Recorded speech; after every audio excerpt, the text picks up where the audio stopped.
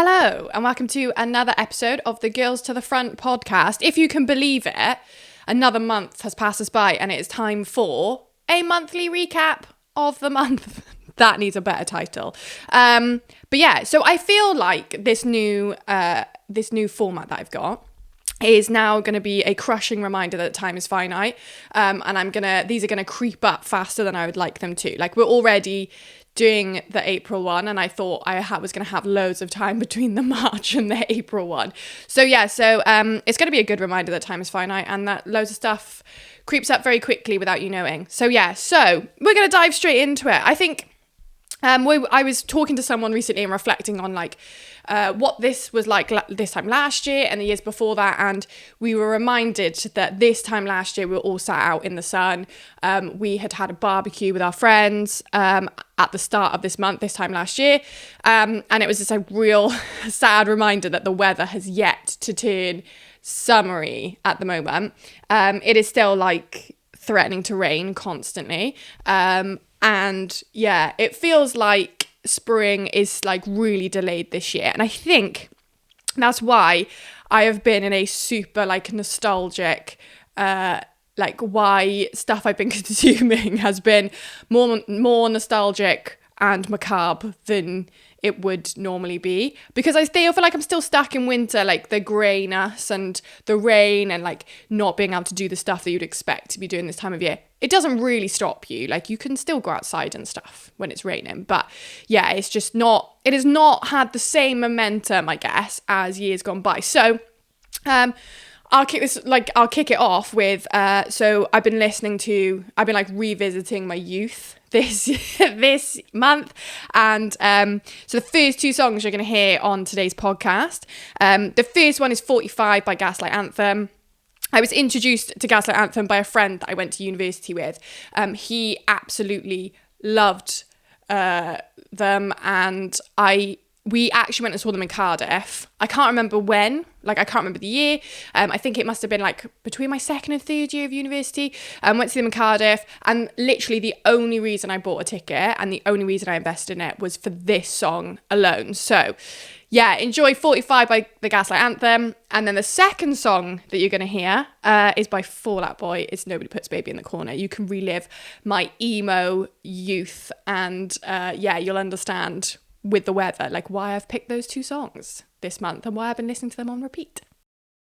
So despite the dreary weather and the fact that the sun hasn't really fully come into its own yet this month, there has been some amazing things going on. So first of all, the third Girls to the Front co-design and co-producing came out.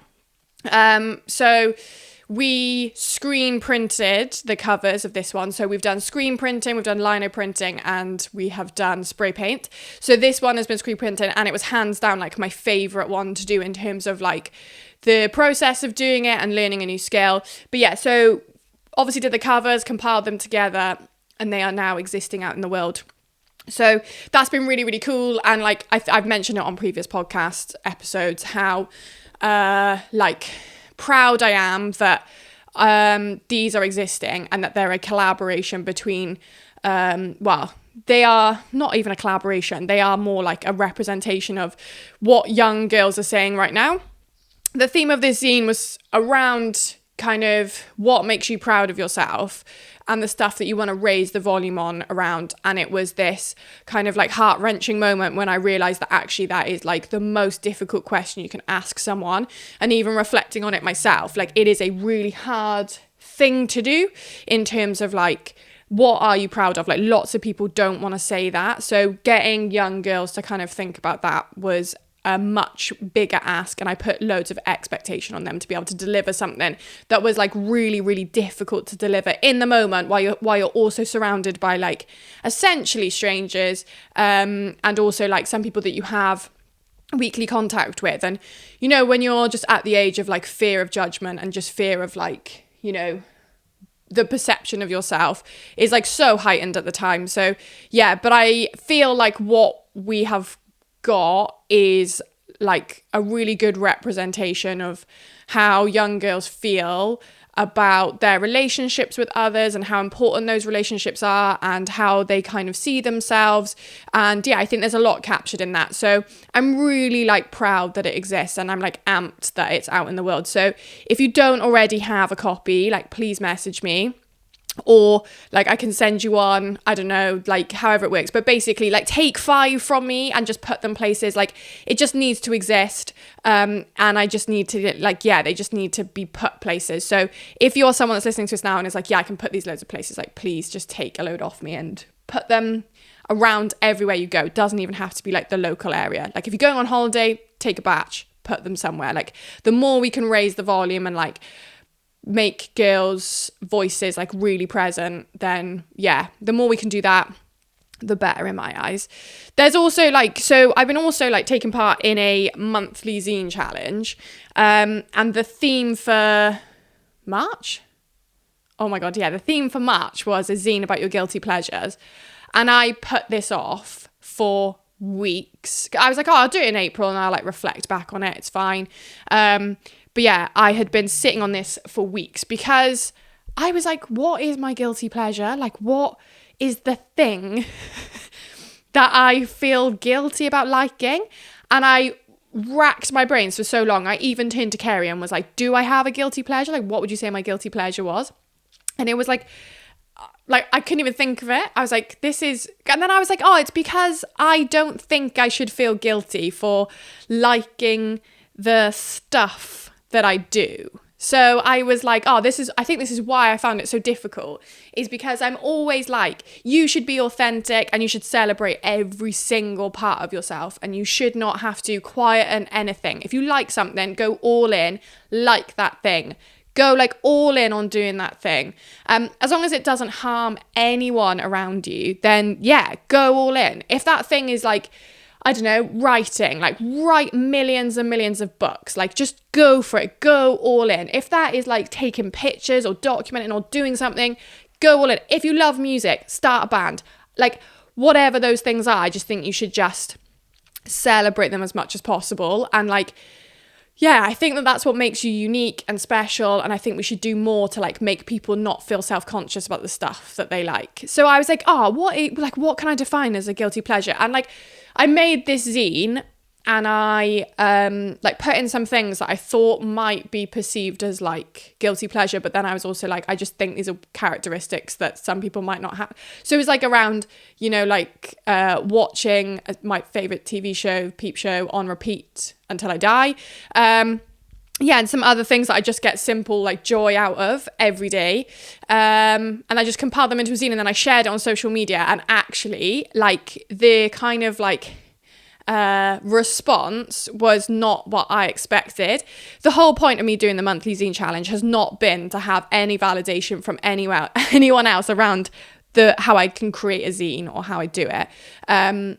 It is more around me being accountable to like doing stuff and being creative and like holding space and protecting space for me to do that and for me to learn new skills as well and like learn what works for me when I'm like documenting and learn about putting stuff together and stuff like that. But yeah, so it's never been about kind of anyone validating that piece of work and saying it's really good, but the amount of people that were like messaging me or sharing it and being like, yeah, you should not have any guilty pleasures and you should actually like really just celebrate and not be embarrassed about the stuff you like. So I shared it and then so Aaron Hill got in touch with me and was like, if this is the way that you think, you will really love this song by H2O. H2O, I know that they exist, and I think Toby Morse is an incredible human being. I've followed him on social media for like so long, but I've never actually engaged with H2O's music. So this was like a perfect intro. So Aaron sent me this song, so it's Poppage by H2O, and was like, yeah, I think the messages within this will resonate with you. So I listened to it, and I haven't been able to stop listening to it since. The message is incredible.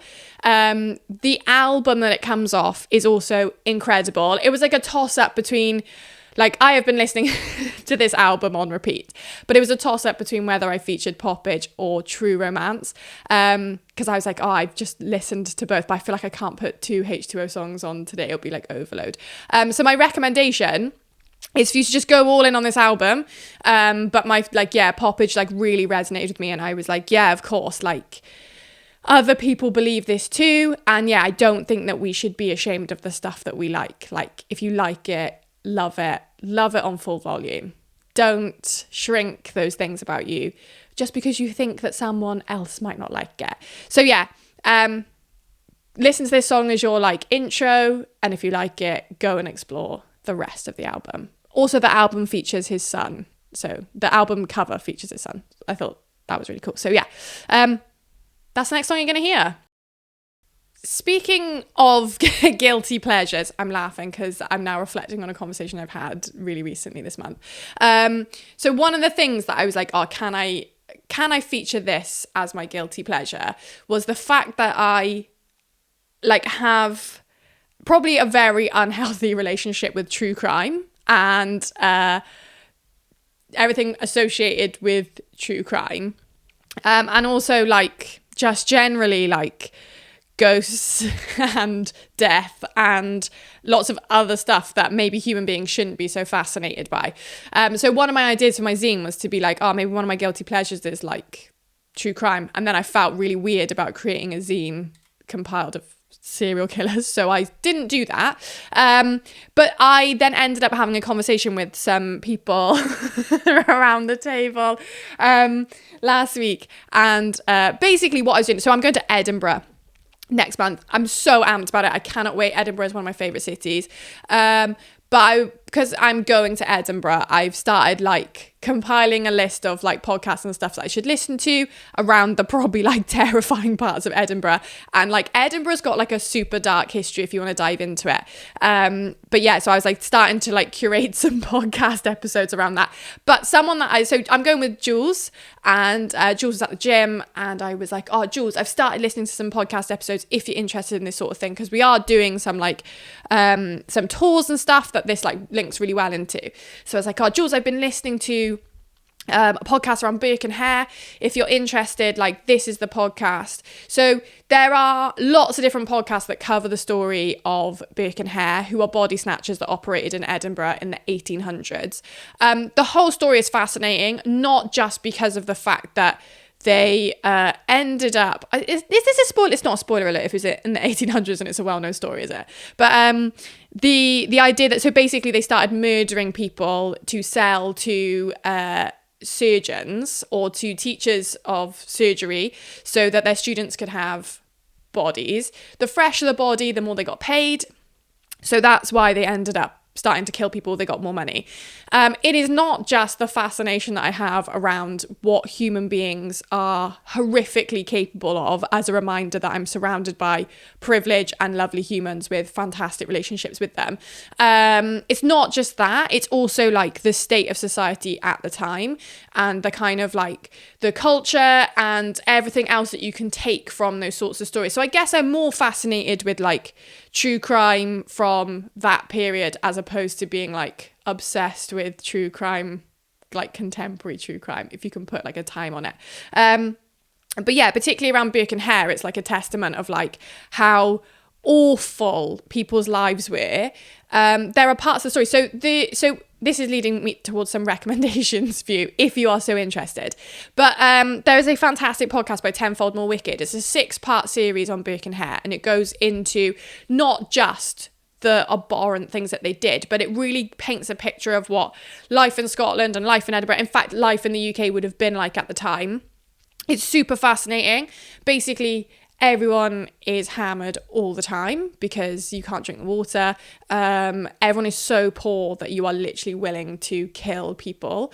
So yeah, it's fascinating. So if you are someone that is inclined to learn about this sort of stuff, I would highly recommend that Tenfold More Wicked series. So yeah, so I was telling Jules that she should listen to this because if you are interested and we're going to Edinburgh, then you might just want to learn a little bit. But then it came out to a group of people that I'm actually fascinated with true crime. It's a really weird thing to articulate because I actually can't coherently explain why I'm so fascinated by it. I think I just touched on it. It's the idea that if you learn what humans are capable of, you become much more grateful of the really small stuff in your life that is much more healthy, and you are safe, and but it's also like a reminder of like people can be really shitty and people will show you red flags, and a lot of the time these huge cases that have come about around serial killers and stuff, particularly like a lot of these things could be stopped really early on if it's just better police work, like, or better identification of red flags in humans and all this sort of stuff. So, I think, so I'm trying to, like, it's hard to explain, but anyway, I'm super fascinated by it, and a lot of a lot of what I consume, which I don't know if I'm embarrassed to admit it, a lot of what I consume is like true crime podcasts. I wish I was someone that was like, I listen to loads of educational podcasts, and when I'm out walking the dog, I'm listening to loads of stuff that's like really good for my brain. It just turns out I'm listening to true crime. If you are also fascinated or you want to dip your toe into true crime, there are a few podcasts that I would recommend.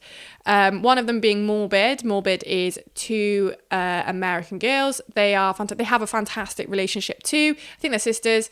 But yeah, like their whole dynamic is really lovely. And then Red Handed, two British girls. Fantastic, like do a really good job of covering everything. And then there's Last Podcast on the Left, but it's dark. So my caveat with that is that you have to have a dark sense of humour if you're interested in listening to Last Podcast on the Left. I do also have to add that a lot of these podcasts will come with trigger warnings, so just go into them with like that mindset. There are lots of people that just will have switched off in this entire segment of the stuff I've been up to in April. But yeah, I think true crime is an obsession that I think humans have just inherently have. If you look back through history, podcasts and documentaries have made this stuff way more accessible. But public hangings and public juries and public trials have always existed, and they always attract huge crowds. So it's not necessarily a new thing. But yeah, if you are someone that likes this sort of stuff or finds it fascinating, or I would make those recommendations for you if you want to start. Or if you want to talk about it, I'm happy to talk about it. But yeah, so maybe that should have been my guilty pleasure zine, because it's probably is a guilty pleasure on some level. So I'm not going to play any of those podcasts because no one asked for it. And also, like, I just don't think you should go into them without giving consent that you want to listen to them. So this kind of ties back into what I opened with. But yeah, just being super nostalgic. So something I've had on loop again this month, thinking about 15-year-old me, 14-year-old me being like, thinking that the world hates me. My Chemical Romance, Thank You for the Venom, has been played a lot. It is a song that gives me loads of nostalgia from like Bebo and MySpace at the time. When I started using social media, MySpace was just dying out. So I was like the Bebo generation. But like this song has so many lines and so much stuff around that would have been like shared and would have been quoted at the time on social media for a load of privileged young people that lived in the countryside trying to relate to these songs. But yeah, so this has been on loop because it gives me like deep nostalgia of like feeling that way, and like remembering what my Bebo page looked like, and remembering a simpler time of social media that wasn't so complex and accessible as it is now. So what else have I been up to this month? So went away for the first time this year in the van, which was super lush. I did a podcast episode on this, but it was just a really good opportunity for me to take like a bit of a reset and to have like a think about how busy and hectic my life had become without me really knowing. And then, yeah, as a result of that, I have made some decisions that have been like particularly hard, but yeah, like I have tried to like put stuff in place now. That's why I'm not like on the cusp of burnout, basically. So yeah, I went to North Wales. That was really lovely. I love North Wales. If you've never been, there's like, South Wales is like just all coastline and it's super beautiful. And then you start going further north and then you get like rolling hills. And then the further up north you get, it seems to become more like craggy and rocky. And yeah, the landscape changes slightly, but I think it's a really amazing place to go visit. Like, it's so beautiful and there is stuff to do. If you just love walking and being outside in nature, it's an amazing space to do that. There's also loads of fascinating stuff with the disused quarries and quarries that have just been left to ruin. You can go and explore them. If you're interested in this, I will signpost you to some places where you can find information on these quarries, because I also don't want to send loads of people out into North Wales into these quarries and they'd be super unsafe. So we follow something called the Wild Guide of Wales, and they will signpost you to like specific places where they know that they're slightly safe. But you do have to like do some sketchy routes to get to some of the places. But yeah, it's just like a really fascinating place, and it's like a big part of like Welsh history and a part of Welsh culture. Yeah, it's also like not that far and it's not as expensive as getting on a plane. So why would you not go and discover the stuff around you in the beautiful place that you live in? But yeah, it was just another reminder that like being outside is my happy place, and that I need to like invest more time into like being outside. It doesn't always have to be like a massive adventure, but you know, I find myself getting into the routine of thinking I don't have enough time. So even with dog walks, they just become like an hour loop around my house. I don't feel like I ever journey further than like the kind of mile radius around my house some weeks. So just like a good reminder that I just need a push, and that I do need to dedicate more time to being outside in places that I love. And yeah, there was like a really funny meme that I came across that resonated hard, which was like, if you've not seen the Pedro Pascal meme of him eating a snack, like him eating a sandwich, but it was that. And it was like me staring at the mountains that have been there for thousands of years, thinking that they're the most incredible things you've ever seen, while eating my little snack on my walk. And yeah, it resonated hard because I do that while eating my cheese and pickle sandwiches while we're out in these spaces. So yeah, it's a reminder that sometimes I just need to pack a cheese and pickle sandwich and just go walking for hours, because that makes me really happy. But yeah, so just, yeah, that's been like a really, really good reminder for me. And also like, you can tell from last week that I feel like I learned so much from that kind of time, that I felt like I needed to share with everyone else, that they also need to take a breath and they need to take some space to kind of, yeah, just think about where they're at right now. But yeah, so if you don't do anything, like just go and be outside, go spend some time outside as a result. But while we were in North Wales, we listened to some songs on repeat, but one of them kept going round in a loop on my brain was Call It Off by Broadway. I really love it. I can't articulate why, but yeah, I think I can't stop listening to it. When if it gets in my head, if I listen to it, then I just need to keep listening to it on loops. That's what happened. And then the other song was a new release by one of mine and Kay's favorite bands. They're called Toodles and the Hectic Pity. We saw them inadvertently because I'd bought tickets to see Fresh, who I love with all of my heart. We'd bought tickets to go see Fresh in Bristol. It was like a specialist subject event, specialist subject records event, and Toodles and the Hectic Pity are signed to the same label, and yeah, they ended up playing before Fresh. And yeah, they, at the time, I thought they were like Marmite, and I wasn't fully invested. And then when we went away and listened to them, I was like, oh yeah, no, I'm all in. Also, the bassist was one of the funniest people ever. So yeah, so they've got a new song. It's called Emotionally Unclean, and yeah, that's been on loop.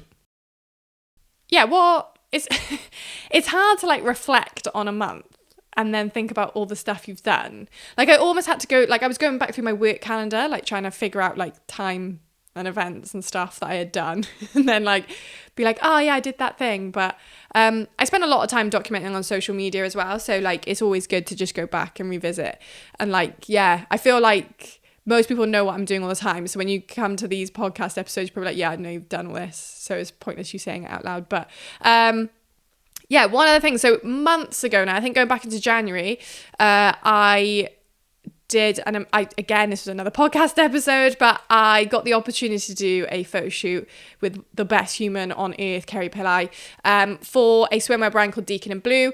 A few weeks later, I did an interview with them to talk about the idea was like around your body story and how the kind of swimwear made you feel. But it was actually like a big moment for me to like reflect on who I was when I was younger and how all those things have shaped, and like all the stuff around me has shaped who I am now. And like getting to a place where I feel like I am really comfortable. I say really comfortable, but it's still like a work in progress in some areas. But getting to a space where I'm actually like really comfortable with who I am and who, like, how I exist. It was like a really useful and kind of rewarding thing for me to like reflect on that and understand like how I came to that, and how actually it's been like a huge journey and it hasn't been linear. I haven't just got to this point without ever taking steps backwards. But yeah, it was like a really, it was interesting. I was like talking and I was like saying things. I was like having like epiphanies at the time, being like, oh, I didn't realize it actually felt like that. I shared the Deacon in Blue article, but you can go on their social media, you can go on their website and you can find the article as well. But yeah, I think I just had this like huge thing around, like, I've always just explored ways that kind of try and make me feel valued or like give me a sense of value. So they've always been like places of discomfort, but like it's made me realize like, oh, you do have value and you are capable of these things. So like I was reflecting on my time playing rugby and being involved in like team sport, and how like the discomfort of like doing or like playing a minority sport or like being involved in that, and then the discomfort of actually doing like a physical sport made me realize like how much value I have and how much value I can add and contribute. And even as like a really small, scrawny human, I actually had huge amounts of value to add to that space. And then like reflecting on now, like how going in the sea and stuff like that still like preserves that thing for me. And all of my training now is actually like around me realizing that I have value and that my body has value and the way I think has value. And yeah, it's just culminated now in this idea that, yeah, like I think I've spent a lot of my time just seeking out the ways that I feel valued, or I feel like I'm contributing something valuable to the world. So that was like, yeah. And I read it back and was like, yeah, I think this is, I can see why Girls to the Front exists in the way that it exists now, because of like the experiences I've had and the conversations that I've had, the interactions I've had, the stuff I've done. It has like led to why Girls to the Front exists. And I think why like turning up the volume and using your voice and knowing you have value is like the big things for me, is because I've spent my whole life just trying to figure those things out as well. And like, I see it all the time. Like, I feel like the universe just presents me with stuff that's around, you just need to be the human that you needed when you were a teenager. You need to be the person that like you would have looked up to, or you would have gone to for advice, or you would just have been a presence in your teenage life that would have like at least made you feel like more comfortable, or it would have been like, you almost want to be a role model for your younger self. And I feel like I'm like doing a pretty good job at that. Like, I often have moments where I think about what 15-year-old Mickey would have thought of this Mickey, and I'm like really confident in that she would have thought I was moderately cool now.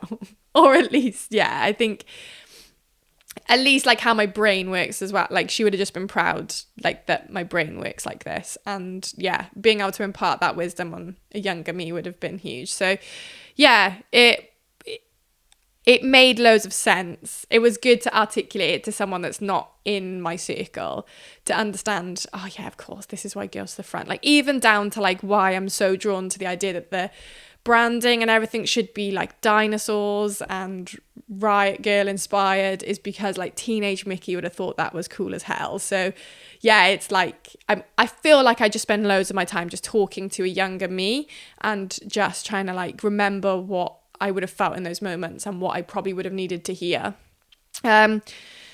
Yeah. And then the most recent kind of thing that's happened this month, and that I'm going to recap, is spent the weekend helping Owen deliver stuff with the Movement Project and doing a thing called Move Wales. And it just made me see like what could be done, like what is possible. So yeah, I feel like I'm just going to put a pin on that. Like, I've been saying to people, like, when they've said, oh, like, how was the weekend and stuff, like, that actually I have a lot of, like, emotions, and it feels, like, really overwhelming, like, leaving it, because I feel like I have a lot to think about. I've got a lot of thoughts swirling around in my brain, and currently they're a big web, and, like, trying to, like, unpick those is, like, the best way to describe it is, in Harry Potter, when they're going over the pensieve, and they're, like, pulling out drawers of memories, I just need to make my thoughts into just one long strand of those. That would be really helpful. But yeah, I think I've got to sit with this for a little bit and untangle what those things mean. So before I just finish on the last song, or the last thing I've just been playing over and over again in my mind until everyone else is sick of it, so some things that I've also like been engaging with loads this month. So there is an account called on Instagram called Love Your Period. It's also like a big movement in Wales. It's run by two sisters, and they do a lot around reducing period stigma and reducing period poverty. But I just find myself like engaging more and more with their stuff, and even the kind of they do a lot of quite funny memes and things like that. And even that stuff I just feel like really resonate. So I've shared two of them recently that are around kind of schools being really adverse to using the anatomical names for female anatomy. And actually, I did some reading. So I was reading a book. So this actually leads into my next thing I've been consuming loads this week. I'm going to put a pin in that. So around how schools are really adverse to using the anatomical names for female anatomy. And then also around kind of how schools will give out free condoms to boys, but we're still fighting for some spaces to give out free period products. So it's a lot of the stuff like resonated and the messages and stuff, but I would recommend like going to check out their stuff and how they raise awareness, and they do it in a really accessible way, like because it is being ran by young people. You can see how those messages are like really coherent, and again, as adults we just get in the way when we interfere, and you can see how these messages are being spread. So yeah, I would highly recommend going and giving them a follow and trying to engage with the stuff that they do.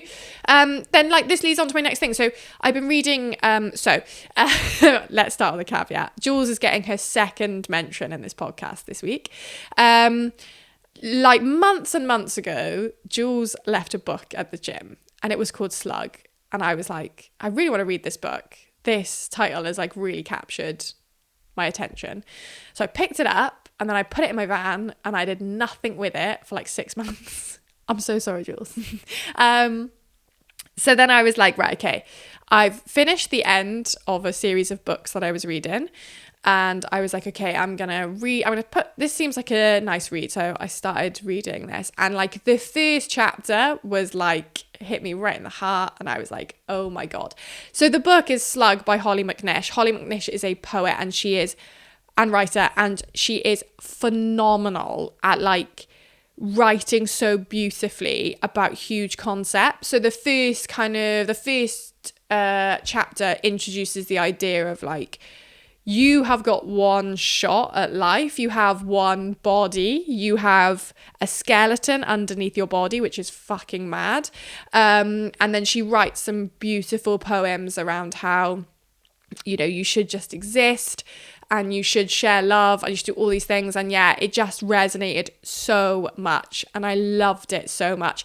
But she talks really open and honestly about sex and about women's rights and parenting and navigating the world, and it is so like insightful. But in that book, she wrote a statistic. I think it was like over 40% of parents do not call your vulva. They do not use the word vagina. They do not use any of the correct words for female anatomy. Instead, they will make it these weird, light, funny phrases. insert whatever you called it as a child, and how that actually raises huge problems and how it actually raises huge stigma around young girls, and how they become really ashamed of their parts because they are being refused to be called their actual names. And it also makes it like, there's something really creepy about adults calling something so like I don't know how to articulate it, but there's something really creepy about calling that part of you a really childish thing. I don't know how to articulate it, but it just doesn't sit right with me. But yeah, so I've been consuming that this month, and I think it is amazing. If you're not going to read the book, just go and follow Holly McNish on social media. She posts a lot of poetry on her Instagram, and yeah, I'd highly recommend just looking at it. She has wrote some, like, one of the other things that she wrote when I went and looked at her social media was a poem about the death of the Queen, and it was fucking phenomenal. Like, honestly, it was one of the best ways I could articulate my feelings around the death of the Queen, and it was written in poem form. So yeah, so that's something I'll give the book back, Jules, but maybe you can speak to Jules and then like have the book from Jules. I think it's phenomenal. So that's my April recap. I'm going to leave you with one song. If you've been anywhere near me in my proximity this month, you could have guessed this song was coming. I have not been able to stop singing it. I think it is magic in a song. Argue whatever you want, say it's rubbish, I don't care. Like, I'm fully in on the message. But it's If I Were a Fish. I think it's amazing. It's so beautiful. And it's like, my favorite bit is when they talk about being a rock and like being the perfect rock, and you're going to skip. It's amazing. So, yeah.